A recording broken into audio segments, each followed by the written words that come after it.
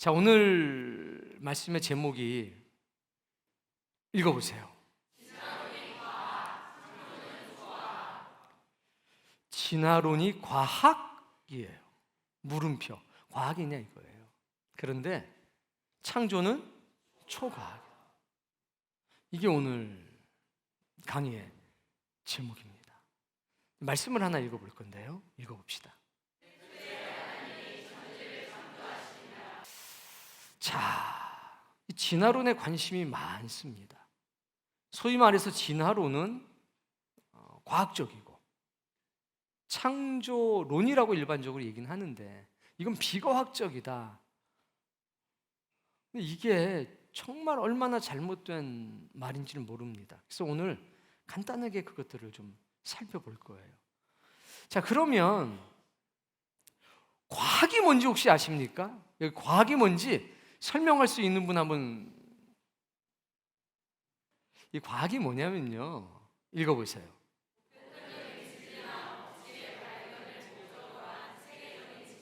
그러니까 보편적인 진리나 법칙을 발견할 목적으로 쌓아가는 체계적인 지식이 과학이에요.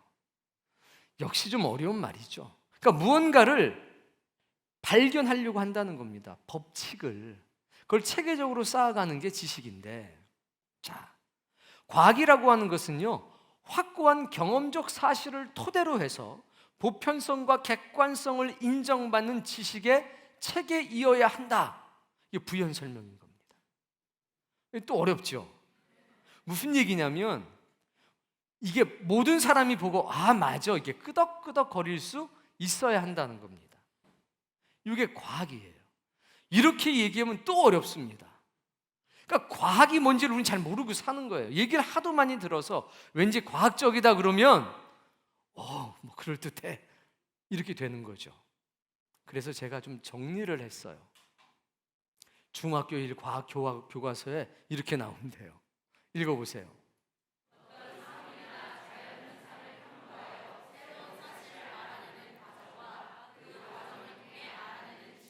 자연현상이 있습니다. 그걸 탐구하는 겁니다. 거기서 이전에 없던 새로운 사실을 알아내는 과정, 또 그 과정에서 알아내는 지식, 이런 게 과학이라고 중학교 1학년 교과서에서는 설명을 하는데 앞에 말보다는 쉬운데 여전히 어려워요. 뭐 탐구해서 뭔가 알아내는 게 과학이구나. 그래서 읽어보세요.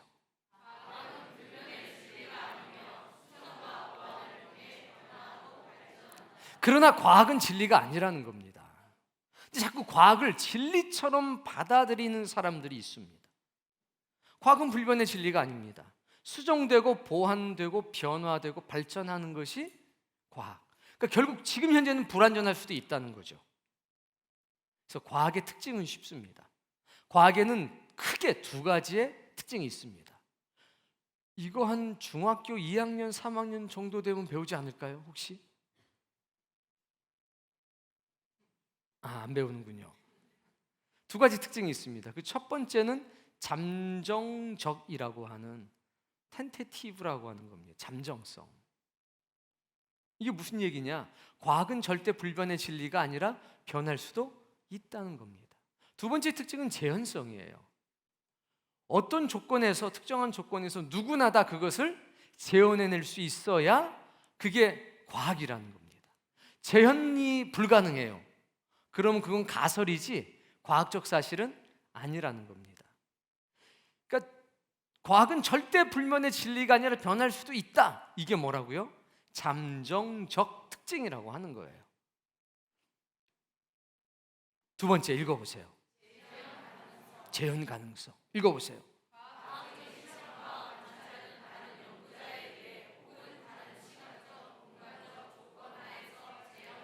재현이 가능해야 된다는 겁니다. 재현이 불가능하면 항상 가설로만 있는 겁니다. 자, 이 잠정적이라고 하는 게 뭐냐면 뉴턴의 만유인력을 아시죠? 뭡니까? 중력이라는 게 있어서 지구에 중력이 있어서 어떤 물건이든지 지구 중심으로 뚝 떨어진다. 만유인력의 법칙. 모든 무게가 있는, 중량이 있는 것들은 서로 끌어다니는 힘이 있다. 상식이죠. 옛날엔 안 그랬어요. 옛날에는 절대 그런 생각을 하지 않았습니다. 이 철학적인 사고를 통해서 아리스토텔레스 아시죠? 따라해 보세요. 제4원소설. 이 세상은 네 가지의 원소로 구성되어 있다 이겁니다. 그 중에 가장 대표적인 거 흙, 물. 이게 지구 중심에 있다고 생각을 했어요. 그래서 흙과 물을 높은 곳에서 떨어지면 그 중심으로 돌아간다. 이게 과학이었어요.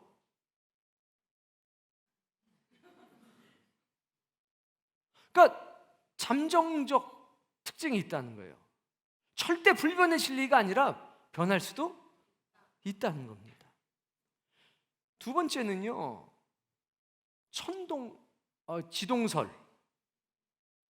보니까 세상이 움직이잖아요. 해, 달, 별이. 지구는 가만히 있고. 다 그렇게 믿었어요. 근데 어느 날 이제 만원경이 발명이 되고 만원경으로 별들의 위치를 자꾸 관찰하다 보니까 지구는 편편한 것도 아니고 가만히 있는 것도 아니고 알고 봤더니 지구는 동그랗고 태양은 가만히 있는데 지구가 태양 주변을 자전하면서 공전을 한다는 것을 알게 됐잖아요. 그 전까지는 이 세상은 네모랬어요. 편편했어요. 온 우주의 중심이 지구였고 나머지 모든 게 돈다고 믿었다고요. 그게 과학이었어요. 웃기지 않나요? 이게 잠정적 특징이에요. 변한다 이거예요. 뿐만 아니죠. 뉴턴의 물리학이 절대 진리고 이게 물리학의 아버지잖아요. 거의 완성됐다고 믿었습니다. 근데 누가 등장했냐면 아인슈타인이 딱 등장해요. 상대성 이론이라고 하는 것이 딱 발견이 됐습니다. 그러니까 절대적인 시공간이 아닌 상대적인 시공간도 존재한다는 것을 알게 됐어요. 혁명이죠. 이건 더 웃긴 건데요. 19세기, 1800년대만 해도 빛이 이렇게 우주에서 지구까지 오려면 에테르라고 하는 물질이 만에서 에테르파 그거예요. 쫙 나가는 거. 에테르라고 하는 물질이 충만해서 그것이 빛을 옮긴다고 믿었어요. 그게 과학이었어요. 언제? 19세기. 지금은요, 우주 공간은 진공관 텔에서 빛은 아무런 영향 없이 통과하고 있다는 게 상식이잖아요. 그러니까 과학은 절대 불변의 진리가 아니라 변할 수도 있는 거다. 이걸 아셔야 되고, 두 번째는 재현 가능성이에요. 어느 유명한 이거 아인슈타인이 주장했으니까 이건 맞는 거야. 과학은 그런 게 아니에요. 누가 얘기를 하든지 그것이 실험을 통해서 뭐 해야만 재현될 수 있을 때 그게 과학적 사실이 되는 겁니다. 이게 과학의 두 가지 특징이에요. 이제 좀 이해가 되셨죠? 그럼 물음표 하나를 딱 떠올려야 돼요. 그럼 진화론은 재현 가능성이 있는가? 당연히 없다는 거예요. 그 진화론의 핵심적인 상황들을 말씀을 드릴게요. 하나하나 나오면 크게 한번 읽어보세요. 진화론의 핵심은 뭐냐면 작은 것에서 큰 것으로 진화돼 간다는 겁니다. 그리고 단순한 것에서 복잡한 것으로 진화된다는 겁니다. 어때요? 쉬워요? 어려워요? 쉬워요? 두 번째, 진화가 왜 일어나냐라고 했을 때 생존 때문에 일어난다는 겁니다. 가로도 읽어보세요. 생존을 위한 진화 속에는 두 가지가 있는데 첫 번째는 투쟁, 두 번째 만물 우연의 법칙. 시간이 되면 제가 좀 자세히 설명을 드릴 텐데, 그러니까 생존을 위한 진화는 반드시 투쟁을 수반해야 되는 거고, 그 투쟁 가운데 만물 우연 법칙이라고 하는 만능 키가 딱 등장해요. 어떻게 그렇게 된 거야? 우연히. 이걸로 다 설명이 돼요. 어떤 거는 우연히 눈이 커지고 어떤 건 우연히 눈이 작아지는데, 눈이 커지거나 눈이 없어지는 경우가 다 똑같이 진화해요. 살기 위해서 누구는 커지고 누구는 없어지는 거예요. 누구는 갑자기 날개가 생기고, 누구는 갑자기 목이 길어지고, 누구는 갑자기 다리가 짧아져요. 똑같은 상황에서. 어떻게? 우연히. 그냥 우연히. 이거 다 설명이 돼요.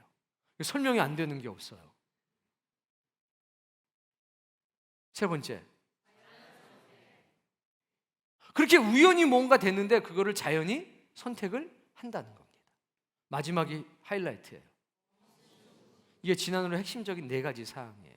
마지막은 범신론이에요. 이건 모든 것이 신이다 이 얘기가 아니에요. 신은 없다는 얘기예요. 범신론의 핵심은 신은 존재하지 않는다는 거예요. 이게 진화론의 핵심입니다. 당연히 이걸 주장한 분은 이 자연 선택설로 유명하신 찰스 다윈이죠. 읽어볼까요? 다윈에 의하면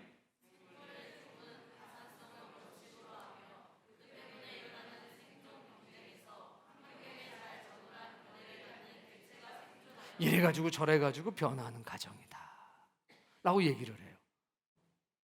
쏙쏙 들어오죠? 읽어보세요.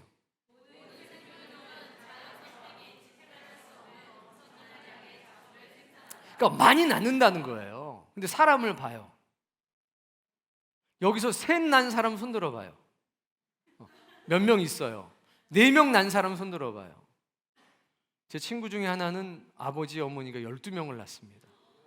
대단하죠. 네, 대단해요. 자기들끼리도 몰라요. 누가 모였는지 안 모였는지를 몰라요. 워낙 많아서. 둘 낳으신 분 하나, 앞으로 날 예정이신 분들 엄청난 양의 자손을 생산한다는데 사람은요 동물들에 비하면 그렇지가 않죠. 약간의 유전적 변이를 가지고 있대요. 따라서 이 많은 자손 중에서 어떤 자손이 살아남을 것인지를 자연히 선택한다는 거죠. 우연히. 이렇게 수십 세대, 수백 세대 반복해 되면 생물종은 서서히 변화하고 진화된다. 그래서 증인이 없어요. 무슨 얘기예요? 너무 천천히 일어나기 때문에 아무도 이거를 경험할 수가 없는 거예요. 뭐를? 진화를. 목격자가 없고 증인도 없고 증거도 없어요. 아니, 목사님 그 화석이 있잖아요. 아직도 그렇게 우매한 증거를 진화론자들도 더 이상 화석은 잘 안 내밀어요. 왜? 오류가 너무 많거든요. 문제점이 있습니다. 그건 제 말이 아니라 린 마글리스라고 하는 유명한 진화론자가 발표한 거예요, 논문을. 자, 2011년 인터뷰에서 이렇게 말하고 있습니다. 노란 줄 읽어보세요. 자연 선택은 제거하고 유지할 수는 있지만 만물을 지켜없다. 그 자연 선택설을 찰스 다윈 주장을 했는데 연구를 해보니까 자연 선택은 있어요. 있는데 자연 선택은 제거만 되지 유지만 되지 무언가를 새롭게 없던 거를 만들어내는 경우는 단 한 건도 없다는 거예요. 돌연변이라고 하는 것은 없던 DNA가 생기는 게 아니라 있던 DNA가 없어지는 거예요. 그게 돌연변이에요. 새로운 DNA가 나타나는 법은 과학적으로는 없다는 거예요. 그러니까 자연 선택 자체는 새로운 유전자 정보를 생산하지 못한다고 진화론자들이 얘기를 하는 거예요. 그러니까 자연 선택설은 존재는 하지만 실제로 그것이 진화의 도구가 될 수는 없다는 거죠. 자, 제가 이제 진화의 이야기를 하나 갖고 왔어요. 재밌어요. 읽어보세요. 진화론은 모든 생물이 한 공통 조상으로부터 진화했기 때문에 진화론의 시작은 뭐냐면요, 똑같아요. 단세포로부터 코끼리도 나오고 사람도 나오고 잠자리도 나오고 지렁이도 나오고 다 거기서부터 시작한 거예요. 우리는 이렇게 얘기해요. 인류의 조상은 누구라고 하죠? 우리는 아담. 진화론자들은 단세포. 원숭이의 조상도 단세포, 호랑이의 조상도 단세포. 이 단세포예요. 그러니까 공통 조상으로부터 모든 생물이 진화됐다. 근데 시간에 따라서 누구는 사람이 됐고 누구는 원숭이가 됐고 누구는 새가 됐고 누구는 지렁이가 된 거예요. 우연히. 어떻게 해요? 여러분 우연히 태어난 존재라는 거죠. 우연히. 이게 진화 이야기예요. 읽어보세요. 진화는 막 자연 선택만 갖다 대고 만물 우연의 법칙만 갖다 대면 다 설명이 돼요. 뭐든지. 엄청난 변화도 전혀 변화가 없는 것도 설명할 수 있어요. 진화가 일어나면 어떤 새들은 막 날아다녀요. 갑자기. 근데 어떤 새들은 갑자기 날 수 없게 돼요. 진화는 기관들과 유전체를 더 복잡하게 만들기도 하고 더 간결하게도 만들어요. 갑자기 눈이 생겼다, 갑자기 눈이 없어졌다. 정반대의 일이 막 나타나요. 어떻게? 우연히. 이게 진화의 이야기예요. 그래서 제가 한 가지 기린 얘기만 오늘 해드릴 거예요. 지금부터는 재밌을 거예요. 정신 바짝 차리셔야 돼요. 기린 아세요? 중국 전설에 나오는 그 기린 말고 아프리카에 살고 있는 기린이에요. 읽어봅시다. 기린 목의 길이에 어느 날 갑자기 기린의 목이 길어지기 시작해요. 이게 첫 번째예요. 두 번째, 목이 긴 기린이 자연에 의해 선택, 더 많은 자손을 번식. 목 짧은 기린도 있었고 목이 긴 기린도 있었는데 자연이 목이 긴 기린을 선택한 거예요. 그래서 얘네들만 아기를 막 많이 낳기 시작해요. 목이 짧은 애들은 아기를 못 낳아요. 왜? 자연이 그렇게 선택을 한 거예요.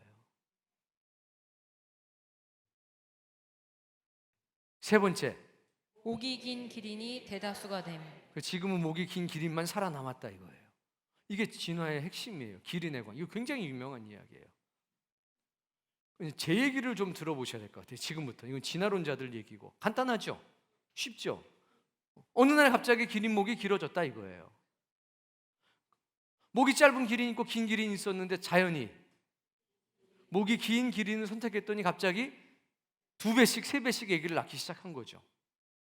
그리고 몇백 년이 지나고 몇천 년이 지나고 몇십만 년이 지나고 나니까 목이 긴 기린만 남았다. 이게 진화론자들의 이야기인 거예요. 볼까요? 이거부터 봐야 돼요. 자, 이 뭐예요? 기린이에요. 기린인데 수컷이란 말이에요. 최고가 키가 땅에서부터 높이가요 4.7에서 5.5m의 평균. 작은 것은 4.7m, 긴 건 5.5m. 성체가 되면 몸무게는 거의 2톤이에요. 이게 기린 수컷이에요. 자, 다음 보면 암컷이에요. 최고는요? 몸무게는요? 암컷이 아무리 커도요 수컷 작은 것보다 작아요. 성체가 되면 무조건. 우리는 키 작은 남자도 있고 키 큰 여자도 있잖아요. 얘네들은 그런 거 없어요. 이렇게 돼 있어요. 자, 그런데 아프리카에 그럼 기린만 사냐? 아니요, 임팔라도 살아요. 볼까요? 이쁘게 생겼잖아요. 뿔 멋있죠? 쟤는요 생존을 위해서 목이 길어지는 것 대신에 뿔이 길어지는 것을 선택을 했어요. 여러분도 지금부터 기도하세요. 그러면 여러분의 자녀들 중 갑자기 어느 날 우연하게 머리에 이제 뿔이 생길 수가 있어. 자, 이렇게 있었어요. 자, 이렇게 있었는데 지금부터 잘 들어야 돼요. 이제 기린이 아프리카에서 풀을 뜯어먹고 있었는데 옆에 임팔라도 있고 사슴도 있고 가젤도 있고 영양도 있었어요. 그런데 쟤네들은 땅 바닥에 있는 땅에 있는 풀들을 아주 맛있게 먹고 있는 거예요. 근데 유독 기린만, 제가 원래 저렇게 목이 긴 건 아니에요. 똑같았던 거예요, 얘랑. 근데 갑자기 기린이 생각을 했어요. 내가 생존을 하려면 이 땅에 있는 풀을 먹으면 안 돼. 저 높은 곳에 있는 풀을 먹어야 생존할 수 있어라고 생각을 한 거예요. 그때부터 어떻게 했어요? 뭐가 길어져라, 길어져라 한 거예요. 기린 목뼈가 몇 개인 줄 아세요? 사람 목뼈는 7개예요. 그럼 기름 목뼈는 몇 개일까요? 70개? 똑같이 7개예요. 크기만 커요. 그러니까 목 짧은 분들 있죠? 이만큼 길어질 수 있어요. 뭘 해야 되냐? 내가 저 높은 곳에 있는 나뭇잎을 먹어야 돼라는 생각을 가져야 돼요. 그리고 일단은 자연이 우연히 뭔가를 해줄 때까지를 해야 되고요. 내 때는 절대로 목이 안 길어져요. 근데 내가 누군가를 낳는데 얘는 갑자기 길어진 애가 조금 나와요. 그래서 이 기린 중 어떤 애들이 갑자기 나는 이 바닥에 있는 풀이 아니라 저 꼭대기 높은 곳에 있는 저 풀을 먹어야, 저 나뭇잎을 먹어야 나는 생존할 수 있다라고 자각을 한 거예요. 그때부터 목이 길어지기 시작한 거죠. 이게 진짜로 이렇게 얘기를 했어요. 강의 시간에, 대학교 강의 시간에. 그랬더니 목이 안 길어지는 기린도 있을 거 아니에요. 아니면 덜 길어지는 기린이. 이렇게 100년이 지나고 200년이 지나고 지나다 보니까 목이 짧은 기린은 굶어 죽기 시작한 거예요, 이제. 왜? 저 높이 있는 나뭇잎을 먹어야 돼, 못 먹는 거예요. 그래서 목이 긴 기린만 저 나뭇잎을 먹고 살 수가 있었어요. 다른 모든 목이 짧은 기린들은요, 초원에서 굶어 죽었어요.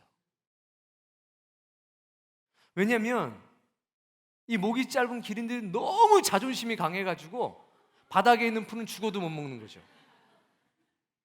이걸 기억하셔야 돼요. 낮은 곳에 있는 풀을 먹기 위해서 목을 굽힐 수가 없었어요. 자존심 때문에. 그래서 그 중에서 그냥 목이 긴, 가장 긴 기린만 지금까지 생존하고 있다. 다른 모든 목이 짧은 기린들은 죽음에 이르렀다. 이게 진화론자들의 설명이에요. 동의가 되시나요? 이게 과학적인 이야기라고 하는 거예요. 이건 슬픈 얘기도 아니고 웃긴 얘기도 아닙니다. 실제로 수십 년 동안 가르쳐왔던 기린이 어떻게 긴 목을 갖게 되었는지에 대한 간단한 설명인 거예요. 자, 이 장면을 한번 상상해 보세요. 초식동물인 짧은 목을 가진 기린이 있었어요. 풀밭에 누워서 죽어가고 있습니다. 영양이나 가젤이나 임팔라는 지금 풀을 맛있게 먹고 있어요. 다른 동물들, 토끼들도 낮은 곳에 있던 풍부한 먹이들을 막 먹고 있어요. 여기서 한 가지 주는 교훈이 있죠. 목을 구부리고 먹는데 자존심을 세우지 말라. 기린처럼 굶어 죽는 수가 있다. 근데 생각을 해보세요. 여기서 진화론자들이 뭐라고 그러냐면 기린은 바닥에 있는 풀을 먹기에는 너무 목이 길대요. 그럼 물은 어디서 먹어요? 굶어 죽은 기린은 있는데 목말라 죽은 기린은 하나도 없대요. 그러니까 목이 길어서 바닥에 있는 풀을 못 먹으니까 굶어 죽었다 이거예요. 그러니까 아프리카에는요, 물을 못 먹어서 죽은 기린은 한 마리도 없고요, 다 굶어만 죽었어요. 이걸 잘 기억해야 돼요. 이게 1세기 전에 주장했던 진화론자들의 내용이고 책에도 그렇게 나와 있어요. 그런데 아직 이야기는 안 끝났어요. 중요한 거 보세요. 수컷은요 거의 5m가 넘죠? 암컷은요 5m가 안 되죠? 여름에 아프리카에 가보면 목이 긴 기린만 살아남아 있거든요. 거의 1m가 차이 나잖아요. 1m면 굉장한 차이 아닌가요? 그래서 수컷만 살고 있대요. 목이 짧은 암컷은 다 죽은 거예요. 왜? 1m 더 자라나야 되는데 못 자라나서. 끝. 재밌어요? 실제로 이런 강의가 대학 강의실에서 이루어졌고요. 이제 질문을 하나인 거예요. 너무 큰 감동을 받았어요. 이 강의를 듣고서 학생들이 자연 선택 막 이런 것 때문에 너무 감동을 받았어요. 근데 한 학생이 질문을 한 거예요. 교수님, 근데 왜 수컷 기린하고 암컷 기린하고 키 차이가 1m나 납니까? 라고 질문을 한 거예요. 교수가 곰곰이 생각을 해보는 거죠. 나도 모르겠다. 그건 좀 조사를 해봐야 되겠다. 그리고 학생들에게 말하는 거예요. 만약 그 차이점이 상당하다면 수컷이 온순하지 않아서 암컷에게 생존을 위해서 먹이를 양보하지 않았다면 암컷들은 다 죽었을 텐데 하고서 머리를 극적극적거리고 혼잣말을 했다는 겁니다. 여러분, 진화론자들은요, 디테일한 것들에 관해서 이야기하는 것을 꺼려요. 지금 기린에 관한 이런 이야기를 해드렸는데 우리가 알아야 될 건요, 진화론은 과학이 아니라는 겁니다. 가설이에요.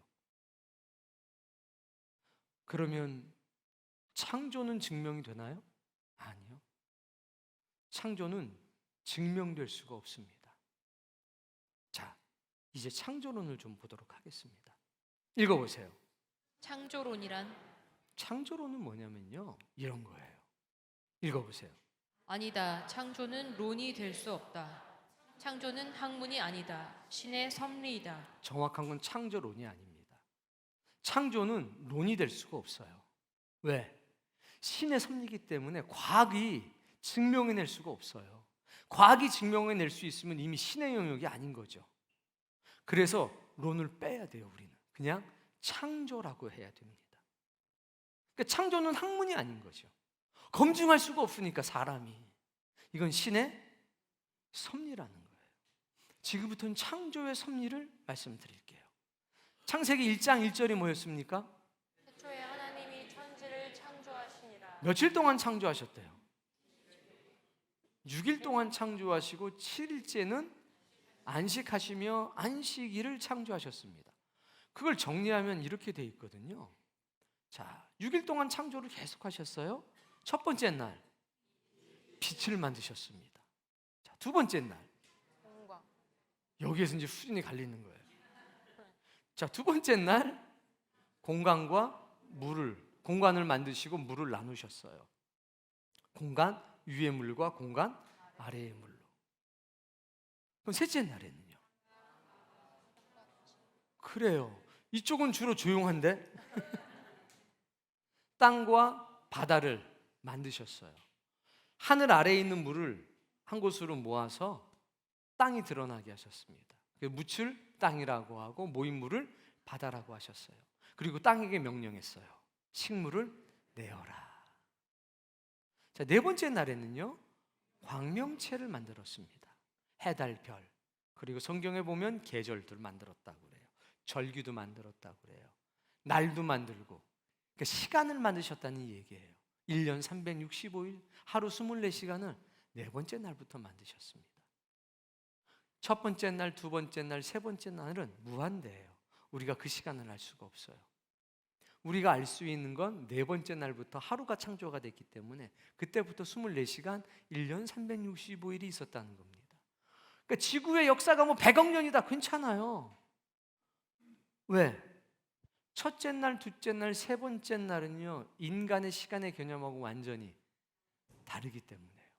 다섯 번째 날, 바다의 물고기를, 하늘에는 새를. 여섯 번째 날은 동물과 사람. 볼까요? 하나님이 창조하신 걸 보면요, 1번, 2번, 3번은요 공간이에요. 뭘 만드셨어요? 공간을 만드셨어요. 그럼 4, 5, 6은요 그 공간을 채우셨어요. 자, 보세요. 뭘 만드셨다고요? 저 빛은 우리는 태초의 빛, 창조의 빛이라고 해요. 태양의 빛이 아니에요. 저 빛이 있었기 때문에 모든 것이 존재할 수 있었어요. 그 빛이 있은 뒤에 하나님은 공간을 만드셨어요. 세상에 물이 가득 차 있었거든요. 공간을 만드셨어요. 그리고 공간을 하늘이라고 말씀하셨어요. 그리고 물을 가운데 공간에 두셨기 때문에 하늘 위의 물과 하늘 아래의 물로 나눴어요. 노아 홍수 때 하늘 위의 물이 다 이 땅에 쏟아졌어요. 그래서 없어진 거죠. 그리고 나서 땅과 바다를 만드시고 땅에게 식물을 내라고 하셨어요. 자, 이렇게 엄청난 공간을 만드셨어요. 그리고 네 번째 날 그 생명의 빛이 있었던, 태초의 빛이 있었던 그 자리에 해, 달, 별들을 우리가 우주의 공간을 채우신 거죠. 그리고 다섯 번째 날 뭐를? 물, 그리고 하늘이라는 공간을 물고기와 새들로 채우셨어요. 마치 뭐를 만드는 것 같아요? 집을 짓는 것과 똑같아요. 물고기가 딱 태어났을 때, 새가 딱 만들어졌을 때 먹을 게 있었나요? 없었나요? 있었어요. 식물이 있었고, 네 번째 날 태양이 만들어지니까 이때부터 식물이 자라나기 시작한 거예요. 열매를 맺기 시작한 거예요. 그러니까 물고기와 새가 즉시로 무언가 먹을 수 있었어요. 환경이 완벽하게 갖춰져 있었다는 겁니다. 여섯 번째 날 땅을 채우셨어요.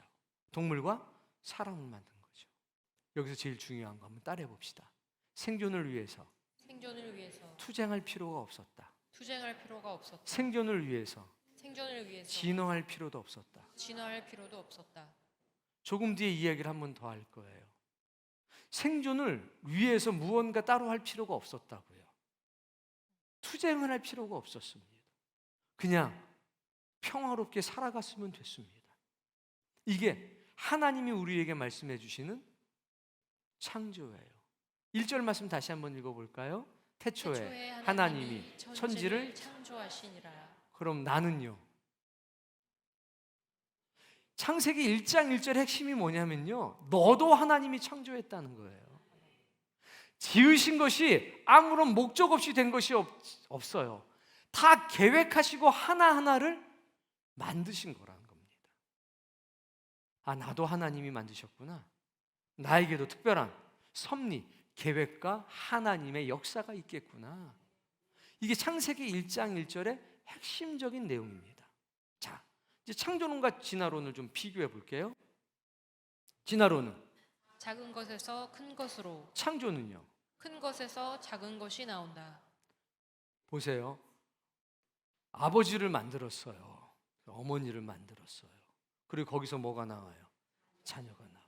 그러면 부모는 그 자녀를 돌보게 하셨어요. 이게 하나님의 섭리예요. 태어나는 그 순간부터 뭐를 받고 사냐면 사랑을 받고 살아요. 아담과 하와가 만들어지는 그 순간에 의무가 주어진 게 아니라 하나님의 사랑. 내가 너를 위해서 이 모든 것을 준비했어. 우리 아이들이 태어났을 때 부모님이 내가 너희들을 위해서 이 모든 것을 준비했어. 응리하고 태어나 아니에요. 진화론자들 응리하고 태어나는 법이 없어요. 아메바가 단세포가 어떻게 하다가 여러분처럼 됐어요. 우연히. 나 혼자 살기 위해서. 난 아버지가 있어요, 없어요? 없어요. 진화론자들의 시작은 아버지가 없죠. 내가 어떻게 하다가 이렇게 나왔어요. 이렇게 지렁이만하게 됐어요.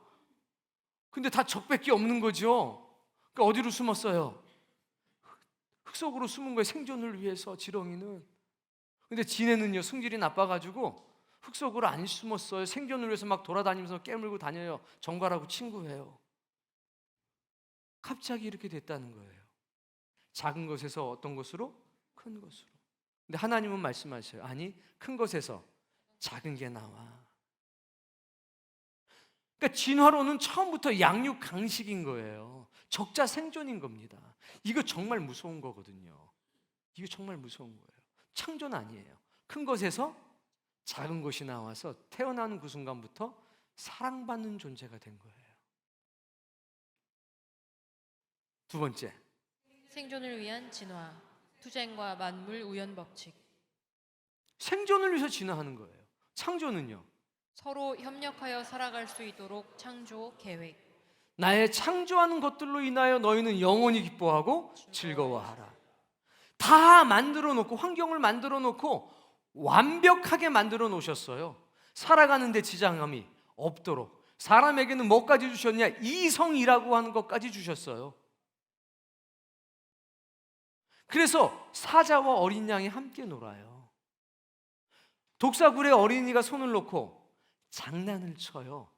해됨도 없고 상함도 없게 만드셨다는 거예요. 그게 창조의 섭리예요. 세 번째, 자연 선택. 창조는요, 하나님의 선택과 계획, 이걸 섭리라고 그래요. 하나님의 섭리와 하나님의 계획과 하나님의 선택이 있었다는 거예요. 그래서 안전해요.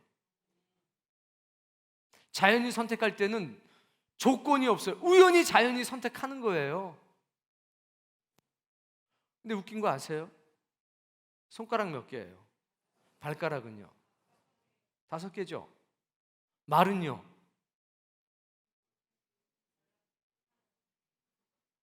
원래는 5개였는데 하나가 됐어요. 잘 달리려고. 달리다 보니까 5개니까 너무 불편한 거예요. 안 되겠다. 빨리 달려야 되니까 하나로 만들어야 되겠다. 막 간절히 염원했어. 생존을 위해서 이게 하나가 돼야 돼. 어느 날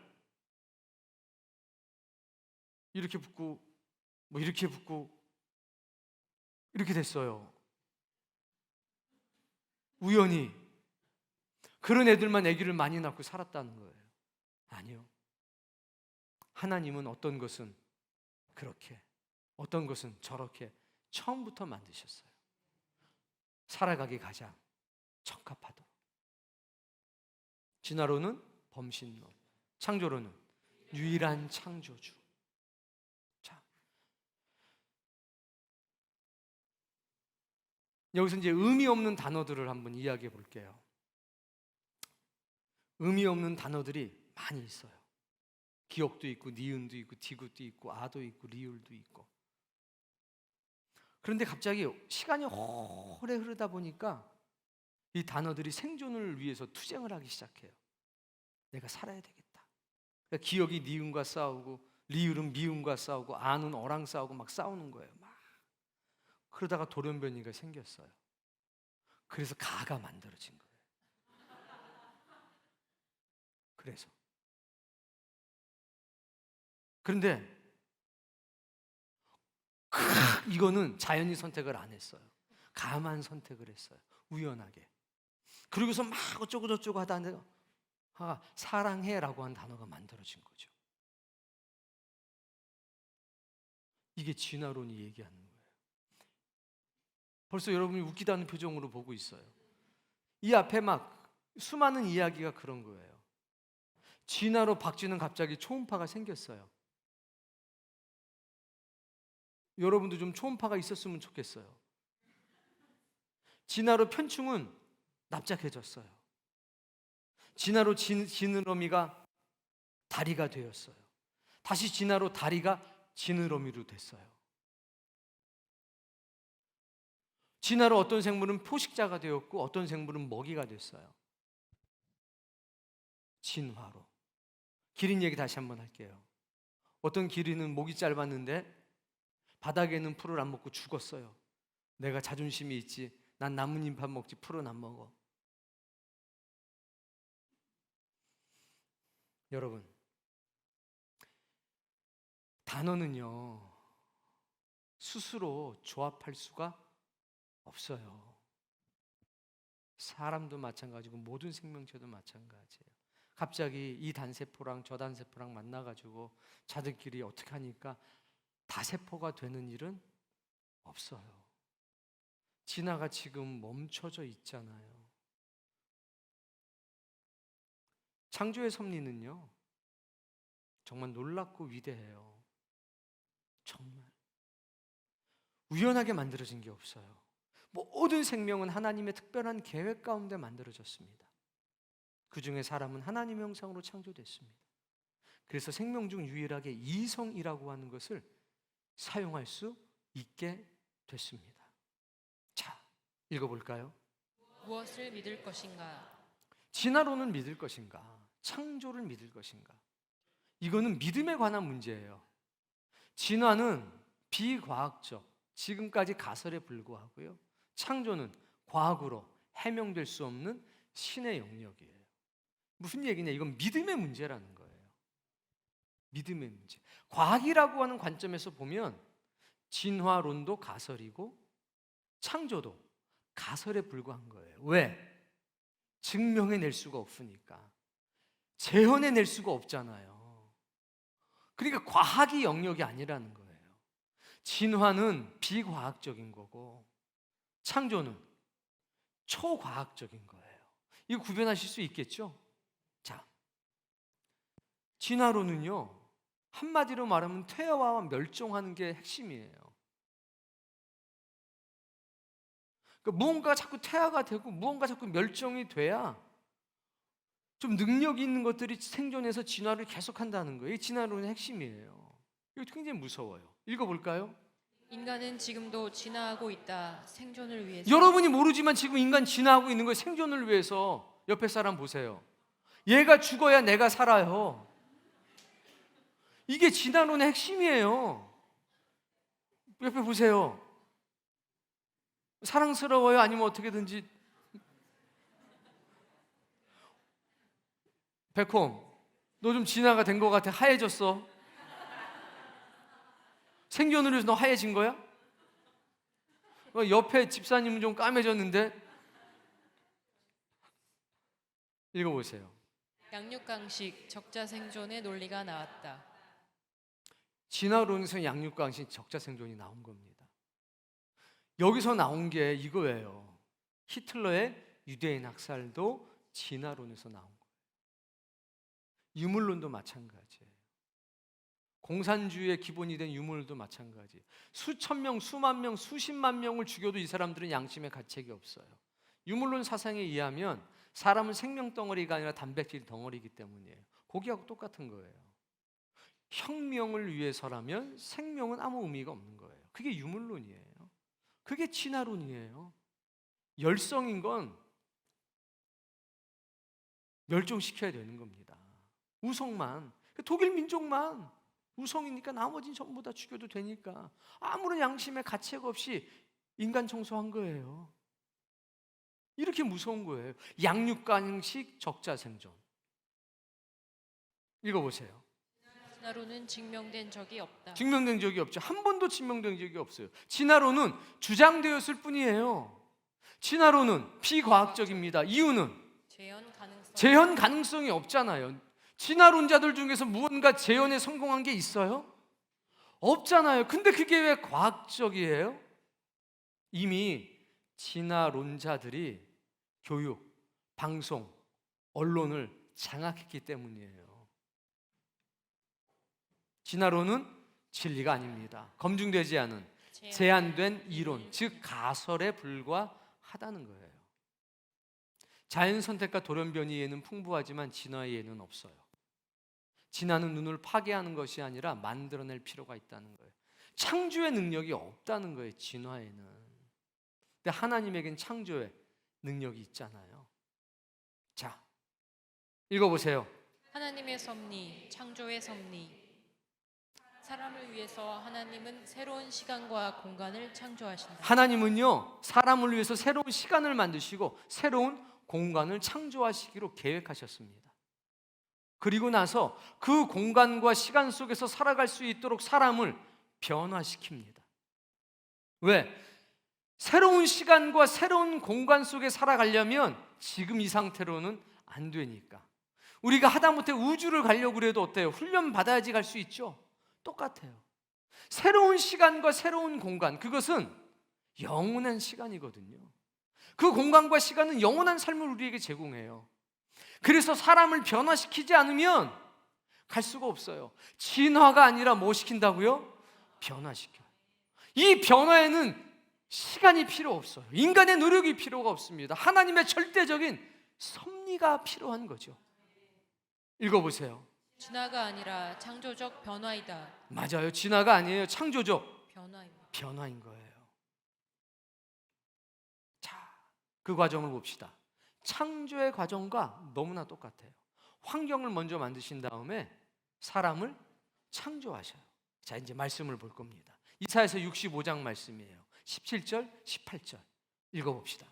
보라, 내가 새 하늘과 새 땅을 창조하나니 이전 것은 기억되거나 마음에 생각나지 아니할 뭐 것이라. 하신대요?